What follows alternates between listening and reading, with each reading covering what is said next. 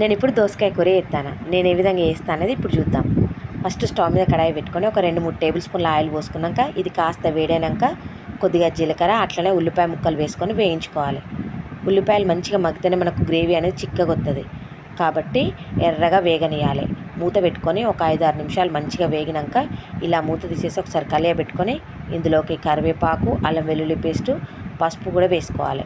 ఇవన్నీ ఒకసారి కలగలుపుకోవాలి. అల్లం వెల్లిపాయ పచ్చివాసన లేకుండా మంచిగా కలగలుపుకున్నాక ఇప్పుడు దోసకాయ ముక్కలు ఇందులో వేసుకోవాలి. దోసకాయ ముక్కలు నేను సన్నగా పొడవుగా కట్ చేసి తీసుకున్నా. ఇట్లయితే మనకి మంచిగా మగ్గుతుంది, చూడడానికి కూడా బాగుంటుంది అనేసి నేను ఇట్లా సన్నగా పొడవుగా కట్ చేసిన. ఇప్పుడు ఇందులో కొంచెం ఉప్పు వేసి మగ్గనిస్తే తొందరగా మగ్గిపోతుంది. మనకు ఈ దోసకాయలోని వాటర్ మొత్తం బయటకు వచ్చేస్తుంది, అడుగంటకుండా ఉంటుంది. కాబట్టి ఉప్పు వేసి మగ్గనియాలన్నమాట. ఉప్పు వేసుకున్నాక ఒకసారి మొత్తం కలబెట్టుకొని మూత పెట్టుకొని ఒక 5 నిమిషాలు మంచిగా మగ్గనియాలి లో ఫ్లేమ్లో. ఒక్కసారి మంచిగా కలియబెట్టుకోవాలి. ఇప్పుడు మనకు రుచికి సరిపడా కారం వేసుకోవాలి. అట్లనే ఒక టేబుల్ స్పూన్ ధనియాల పౌడర్ వేసుకోవాలి. ఇప్పుడు ఇదంతా ఒకసారి కలియబెట్టుకోవాలి. రుచికి సరిపడా ఉప్పు మొత్తం నేను దోసకాయలు వేసుకున్నప్పుడే వేసుకున్నా కాబట్టి మళ్ళీ ఏమీ యాడ్ చేయట్లేదు ఉప్పు. ఇదంతా ఒకసారి కలియబెట్టుకొని లో ఫ్లేమ్లో మగ్గనియాలి. దోసకాయ కూర కాబట్టి తొందరనే మగ్గిపోతుంది. నేను చేసిన విధానం ఇట్లుంటుంది.